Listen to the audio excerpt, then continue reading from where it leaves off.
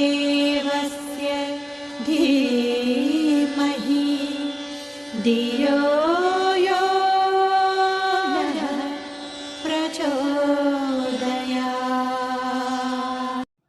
असमंजस की स्थिति और समाधान। यह संसार, विश्व, ब्रह्मांड, जड़ और चेतन दोनों से के ही सम्मिश्रण से बना है। यहाँ प्रकृति और प्राण का ही सामंजस्य है। चेतन को परिष्कृत करने पर जो उपलब्धियाँ हस्तगत होती है उन्हें ऋषि युग में, सतयुग में लंबी अवधि तक जाना और परखा जा सका है। इस देश की गौरव गरिमा का इतिहास उसी वर्चस्व से ऐतिहासिक बना और प्रख्यात रहा है। अब 20वीं शताब्दी में प्रधानतया भौतिकवाद की सत्ता को प्रमुखता मिली हुई है। इस अवधि में 2 विश्व युद्ध और 100 से अधिक क्षेत्रीय युद्ध हो चुके हैं। भौतिकवादी ललक की यह संरचना है जिसके कारण अपार धन जन की हानि हुई। चिंतन, चरित्र और व्यवहार सभी कुछ लड़खड़ा गया। प्रगति युग के अगले चरण कितने भयावह हो सकते हैं, इसकी कल्पना मात्र से ही दिल दहल जाता है। यह विचारने के लिए नए सिरे से बाधित होना पड़ रहा है कि भौतिक मान्यताओं के आधार पर संसार को क्या इसी गति से चलने दिया जाना है या अतीत में बरते गए उन सिद्धांतों को फिर से अपनाया जाना है जिनके आधार पर मनुष्य में देवत्व और धरती पर स्वर्ग जैसा वातावरण बना रहा। इस असमंजस में एक और कठिनाई सामने ये आती है कि पुरातन की साक्षी को ध्यान में रखकर यदि जीवनचर्या और लोक व्यवहार को अध्यात्म तत्व ज्ञान के स्तर पर विनिर्मित करने की बात अगर सोची जाए तो वहाँ भी भारी विडंबना सामने खड़ी होती है।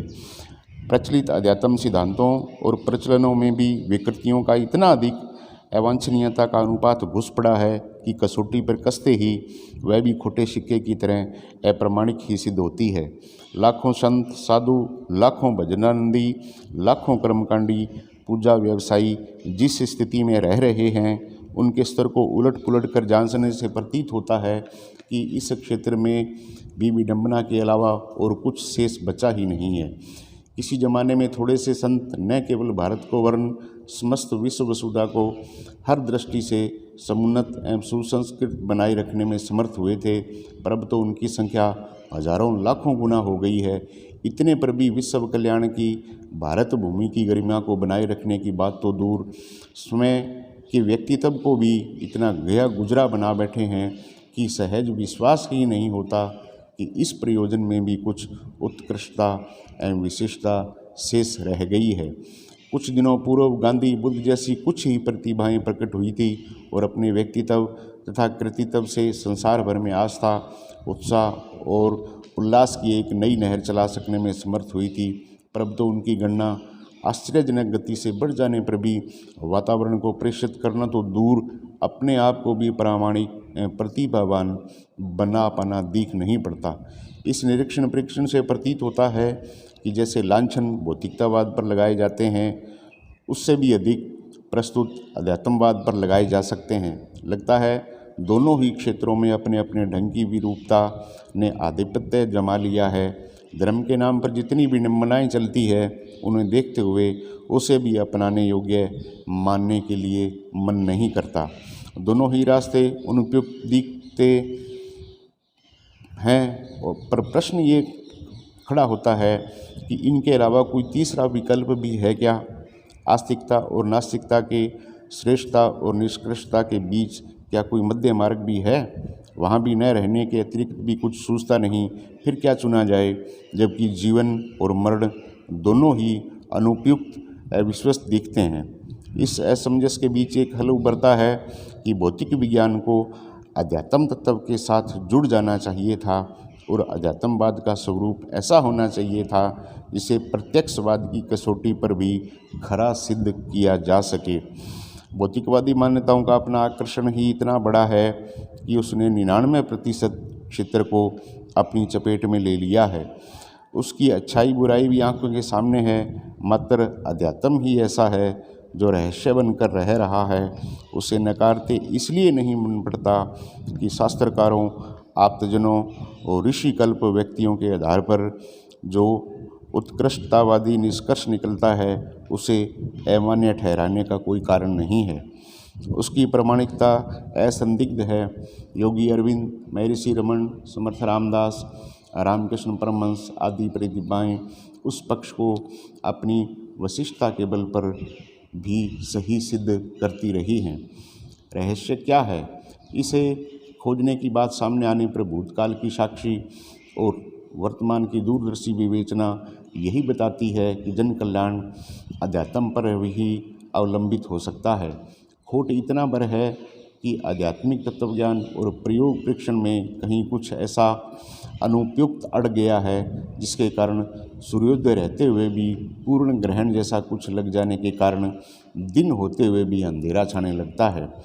अनुपयुक्त प्रयोग से तो विशिष्टता भी निष्कृष्टता में बदल सकती है। जिस प्रकार आदर्शों के अनुशासन को अस्वीकृत कर देने के कारण भौतिक विज्ञान की उपयोगिता और यथार्थता विनाशकारी परिणाम उत्पन्न कर रही है, संभवतः अध्यात्म ने भी उल्टबांसी अपनाई है और असली के स्थान पर नकली के आ विराजने पर उसकी भी प्रामाणिकता एवं उपयोगिता खतरे में पड़ गई है।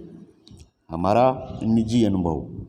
सत्य और तथ्य को कैसे जाना और परखा जाए, इसके लिए भौतिक क्षेत्र के आदर्शों के साथ जोड़ने पर क्या परिणाम निकल सकता है, इसकी खोजबीन करने का काम दूसरों के जिम्मे छोड़कर इन पंक्तियों के लेखक ने अपनी अभिरुचि, जानकारी एवं रुझान के अनुरूप यही उपयुक्त समझा कि वह अपने छोटे से जीवन और थोड़े से समय साधन का उपयोग इस प्रयोजन विशेष के लिए कर गुजरे कि जब शरीर के प्राण श्रेष्ठ हैं तो फिर भौतिक संपदा की तुलना में प्राण चेतना को वरिष्ठता का गौरव क्यों न प्राप्त होना चाहिए। अगले दिनों सतयुग की वापसी के लिए नए सिरे से नया प्रयत्न क्यों न होना चाहिए। खोज के लिए प्रयोगशाला चाहिए, साधन और उपकरण भी। यह सभी अपने ही कायक लेवर में उपलब्ध किए जाने चाहिए और देखा जाना चाहिए कि परिष्कृत अध्यात्म व्यक्ति और संसार के लिए उपयोगी हो सकता है क्या। भौतिक विज्ञानियों में से अनेकों ने अपनी अभिष्ट खोज के लिए प्राय पूरी जिंदगी लगा दी और लक्ष्य तक पहुंचने में उतावली नहीं बरती, तो परिष्कृत अध्यात्म का स्वरूप खोजने और परिणामों की जांच पड़ताल करने के लिए एक व्यक्ति की एक जिंदगी पूरी तरह लग जाए तो उसे घाटे का सौदा नहीं कहा जा सकता। इन पंक्तियों का लेखक अपनी ज़िंदगी के प्राय 80 वर्ष पूरे करने जा रहा है। उसने उस पुरातन अध्यात्म को खोज निकालने के लिए अपने चिंतन, समय, श्रम एवं पुरुषार्थ को मात्र एक केंद्र पर केंद्रित किया।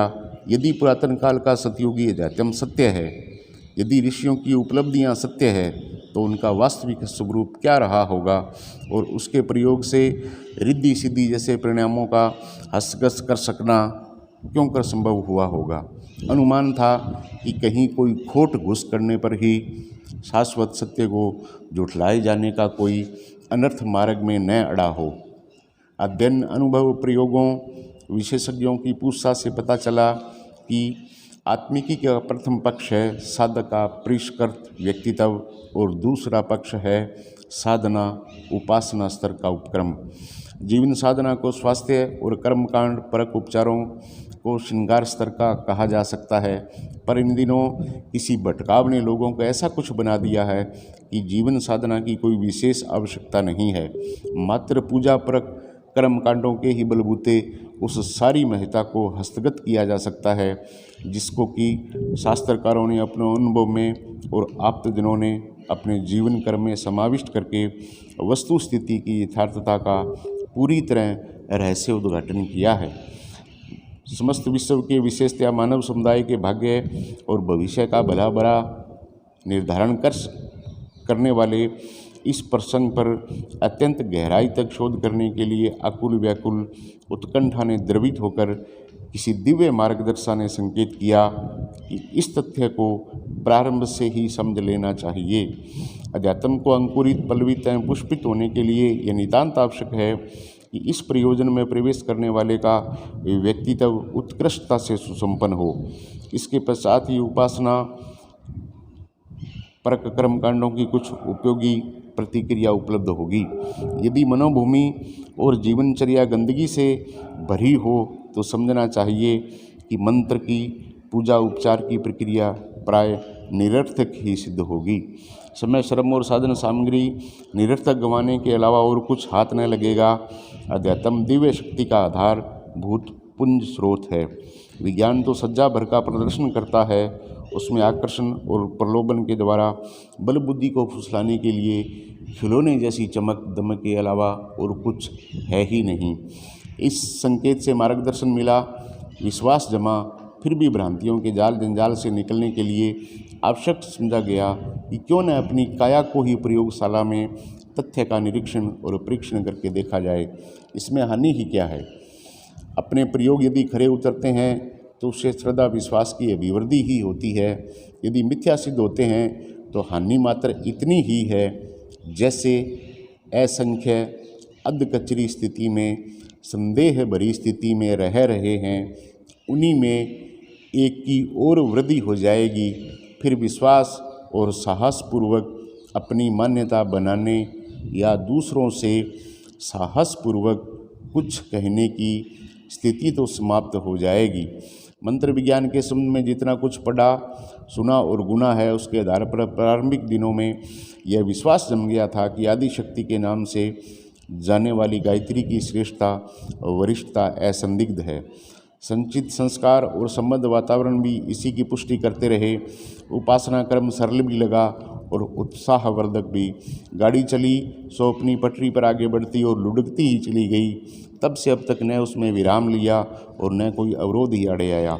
80 वर्ष की आयु होने तक वह मान्यता, भावना, श्रद्धा आगे ही आगे बढ़ती चली गई।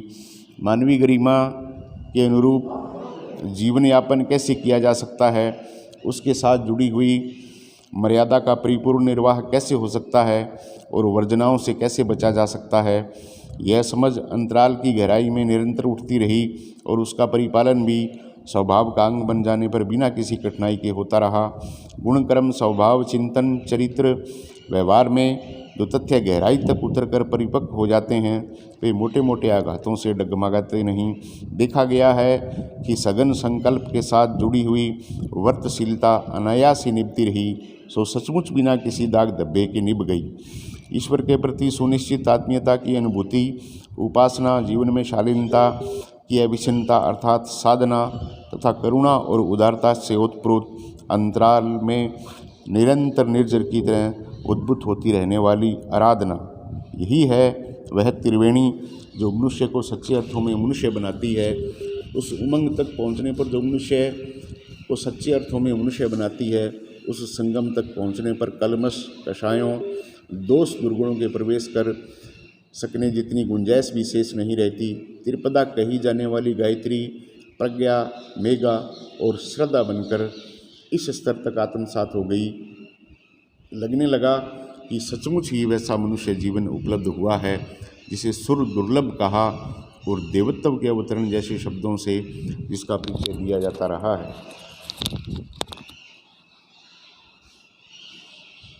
साधारण स्तर के नर नवानर कोलू के बैल की तरह पीसते रहकर जिंदगी के दिन गुजार देते हैं, पर जब भीतर से उत्कृष्टता और पक्षधर उल्लास उभरता है तो अंतराल के बीज रूप में विद्यमान देवी क्षमताएं जागृत सक्रिय होकर अपनी महत्ता का ऐसा परिचय देने लगती हैं जिसे अध्यात्म का वह चमत्कार कहा जा सकता है जो भौतिक शक्तियों की तुलना में कहीं अधिक समर्थ है। उपासना प्रकरण में श्रद्धा विश्वास की शक्ति ही प्रधान है। वही उस स्तर की बंदूक है जिस पर किसी भी फैक्ट्री में विनिर्मित कारतूस चलाए जा सकते हैं। उस दृष्टि से मात्र गायत्री मंत्र ही नहीं, साधक की आस्था के अनुरूप अन्यान्य मंत्र एवं उपासना विधान भी अपनी सामर्थ्य का वैसा ही परिचय दे सकते हैं। श्रद्धा और विश्वास के अभाव में उपेक्षापूर्वक अस्त व्यस्त मन से कोई भी उपासना अपनाई जाए, असफलता ही हाथ लगेगी। परीक्षण के लिए प्रयोगशाला की तथा उसके लिए आवश्यक यंत्र उपकरणों की जरूरत पड़ती है। इस संदर्भ में अच्छाई एक ही है कि मानव शरीर में विद्यमान चेतना ही उन सभी आवश्यकताओं की पूर्ति कर देती है जो अत्यंत सशक्त प्रयोग परीक्षणों के लिए भौतिक विज्ञानियों को मूल्यवान यंत्र उपकरणों से सुसज्जित प्रयोगशाला को जुटाने पर संभव होती है। इन दिनों विज्ञान के प्रतिपादन पत्थर की लकीर बनकर जन जन की मान्यताओं को अपने प्रभाव क्षेत्र में समेट चुके हैं। आज की मान्यताएं और गतिविधियां उसी से आच्छादित और तदनुरूप प्रतिक्रियाएं उत्पन्न कर रही है। अध्यात्म का स्वरूप विडंबना स्तर का बनकर रह गया है। फलस्वरूप उसका न किसी साधना रथ पर प्रभाव पड़ता है और न वातावरण को उच्च स्तरीय बनाने में कोई सहायता ही मिल पाती है। इस दुर्गति के दिनों में यही उपयुक्त लगा, यदि विज्ञान के प्रत्यक्षवाद को, यथार्थता को जिस प्रकार अनुभव कर लिया गया है, उसी प्रकार अध्यात्म को भी यदि सशक्त प्रत्यक्ष फल देने वाला माना जा सके, तो सुयोग मन के समझना चाहिए कि सोना और सुगंध के मिल जाने जैसा सुयोग बन गया। विज्ञान शरीर और अध्यात्म प्राण चेतना मिलकर काम कर सकें तो समझना चाहिए कि सब कुछ जीवंत हो गया। एक प्राणवान दुनिया समग्र शक्ति के साथ नए सिरे से नए क्लेवर में उद्भूत हो गई। न विज्ञान झगड़ालू रहा और न अध्यात्म के साथ जो कुरूपता जुड़ गई उसके लिए कोई गुंजाइश ही शेष रह गई। त्रिधा भक्ति एवं उसकी अद्भुत सिद्धि। उपासना का अपना प्रयोग क्रम चला और उसके अनेकानेक परीक्षणों की कसौटियों पर कसे जाने के उपरांत यह सही एवं सशक्त पाया गया। इसी आधार पर अब यह सोचने, कहने और करने की व्यवस्था बन गई कि संसार को एक नया संदेश दिया जा सके कि उपेक्षित, तिरस्कृत, विडंबनाग्रस्त अध्यात्म को यदि पुनर्जीवित किया जा सके तो विश्व चेतना के साथ एक उच्च स्तरीय माहौल जुड़ सकता है। तब भौतिक विज्ञान के लिए भी यह न सोचना पड़ेगा कि वह लाभ देने की तुलना में हानि के, विनाश के सरंजाम अधिक जुटाता है। इसलिए उसके उपयोग को आशंका एवं भयानकता के साथ जुड़ा हुआ सोचा जाए। वस्तुतः बढ़े हुए विज्ञान के चरणों को आध्यात्मिक प्रगति के साथ जोड़ा जा सके तो हम भूतकाल के सतयुग की अपेक्षा और भी अच्छी स्थिति में पहुंच सकते हैं। यूँ जिस तरह नया आधार संजोया गया है, उसे देखते हुए यह भी कहा जा सकता है कि हम और भी अधिक ऊंचे स्तर का महासतयुग अगले दिनों अपनी इसी धरती पर उतार कर रहेंगे। अपने समय का मनुष्य बहुत बोना है। इस बोनेपन को संकीर्ण स्वार्थपरता के रूप में भी लिया जा सकता है। होता यही रहा है कि वैज्ञानिक उपलब्धियों को भी संकीर्ण स्वार्थों के लिए तथा कथित समर्थ लोगों ने प्रयुक्त किया और असंख्य समस्याएं उत्पन्न की। ठीक इसी प्रकार प्रपंचों से बचकर जो अध्यात्म किसी लंगड़े लूले के रूप में शेष रह गया था, उसे भी अपने अथवा अपने की संपन्नता, यश, लिप्सा, असाधारण सफलता आदि के लिए ही प्रयुक्त किया जाता रहा है। तथाकथित सिद्ध पुरुष भी अपने को वरिष्ठ सिद्ध करने और जिन कुपात्रों ने उन्हें जिस प्रकार प्रसन्न कर लिया, उन्हें उस अध्यात्म द्वारा अधिकाधिक संपन्न बनाने में लगे रहे। उस अनुदान का उपयोग नीची विलासिता एवं महत्वाकांक्षा को पूर्ण करने के अतिरिक्त किसी लोक उपयोगी में न हो पाया। अपने प्रयोग में आरंभ से ही यह व्रतशील धारण की गई कि परम सत्ता के अनुग्रह से जो भी मिलेगा उसे उसी के विश्व उद्धान को अधिक श्रेष्ठ, समुन्नत, सुसंस्कृत बनाने के लिए खर्च किया जाता रहेगा। अपना निजी जीवन मात्र ब्राह्मणोचित निर्वाह भर से काम चला लेगा। औसत नागरिक स्तर से बढ़कर अधिक सुविधा, प्रतिष्ठा आदि की किसी ललक को पास में न फटकने दिया जाए। इस प्रयोग के अंतर्गत अपना आहार विहार, अस्त्र विन्यास, रहन सहन, व्यवहार, अभ्यास ऐसा रखा गया जो न्यूनतम था। आहार इतना सस्ता जितना कि देश के गरीब से गरीब व्यक्ति को मिला। वस्त्र ऐसे जैसे कि श्रमिक स्तर के लोग पहनते हैं। महत्वाकांक्षा न्यूनतम। आत्म प्रदर्शन ऐसा जिसमें किसी सम्मान, प्रदर्शन और अखबारों में नाम छपने जैसी ललक के लिए कोई गुंजाइश न रहे। व्यवहार ऐसा जैसा बालकों का होता है। यह पृष्ठभूमि बना लेने के उपरांत शारीरिक और मानसिक श्रम इतना जितना कि कोई पुरुषार्थ परायण कर सकता है, उसे पूजा उपासना तो नहीं पर जीवन साधना अवश्य कहा जा सकता है। इसके उपरांत उपासना की निर्धारित पद्धति की बारी आई। उसमें श्रद्धा विश्वास का गहरा पुट रहा और ध्यान रहा कि किसी भी अधिक आवश्यक काम के बहाने उसे किसी भी प्रकार चुकाए जाने का अवसर न मिलने पाए। चिंतन निजी लाभ का नहीं, परमार्थ संपादन का ही रहा। यही कारण है कि अपने निजी कहे जाने योग्य एक काणी कोड़ी भी कोई संपदा संचित नहीं है। पैतृक संपदा बड़ी थी पर उसका भी एक एक पैसा उपयोगी परमार्थ की इमारतों में लगा दिया गया। यह सारा जंजाल सिर पर से उतार जाने के उपरांत व्यामोह से विरक्त मन इतना खाली हो गया जिसका वैक्यूम एक सशक्त चुंबक की तरह ईश्वरीय अनुकंपा की अजस्र वर्षा करने लगा। सामर्थ्य भी इतनी आ धमकी जिसके लिए अपनी ओर से नगण्य जितना भी प्रयत्न बन पड़ा। अध्यात्म सिद्धियों के साथ जुड़ा हुआ माना जाता है। क्या वे हमें हस्तगत हुई? इसके उत्तर में यही कहा जा सकता है, हाँ। उनमें से यहाँ कुछ ऐसे प्रसंगों की चर्चा की जा सकती है जो सर्वविदित है, जिनके लिए हर किसी को अपनी आंखें और अपनी निज की जानकारी ही साक्षी रूप में पर्याप्त हो सकती है। उसके लिए किसी प्रकार की खोजबीन करने की कदाचित ही किसी को आवश्यकता पड़े। युग साहित्य का सृजन इतनी बड़ी मात्रा में बन पड़ा, इसका इतनी भाषाओं में अनुवाद हुआ कि उस सारे संग्रह को किसी एक मनुष्य के शरीर जितना भारी तोला जा सकता है। इसी लेखन की हर पंक्ति ऐसी है जिसके संबंध में यही कहा जा सकता है कि किसी ने भारी खोज, गहन मंथन एवं व्यक्तिगत अनुभव की छत्रछाया में लिखा हो। सामान्य बुद्धि यही कह सकती है कि एक व्यक्ति कम से कम 5 जन्मों में अथवा 5 शरीर से इतना साहित्य सृजन कर सकता है। इस प्रयास को भी यदि कोई चाहे तो सिद्ध स्तर का ही गिन सकता है। दूसरा कार्य है नव सृजन के कुछ कामगार भूमिका निभा सकने योग्य साथी सहयोगियों के विशाल काय परिकर का एकत्रीकरण। इन दिनों उन संख्या जो कुछ में पूर्व 5 लाख भर थी, अब बढ़कर 25 लाख हो गई। यह क्रम 1 से 5, 5 से 25, 25 से 125 वाली गुणन प्रक्रिया के आधार पर द्रुत गति से आगे बढ़ रहा है और आश्वासन दे रहा है कि प्रगति रुकेगी नहीं। क्षेत्रों और देशों की परिधि लांघते हुए विश्व भर में सज्जनों के संवर्धन की प्रक्रिया पूरी करेगी। तीसरी सिद्धि है दुष्प्रवृत्तियों के विरुद्ध संघर्ष की असाधारण रणनीति वाली मोर्चाबंदी। साथ ही सत्य प्रवृत्ति संवर्धन के लिए हजारों प्रज्ञा केंद्रों की स्थापना और उनकी गतिविधियों में नव सृजन की, सत्यवृत्ति संवर्धन की, रचनात्मक प्रवृत्तियों की अनवरत अभिवृद्धि।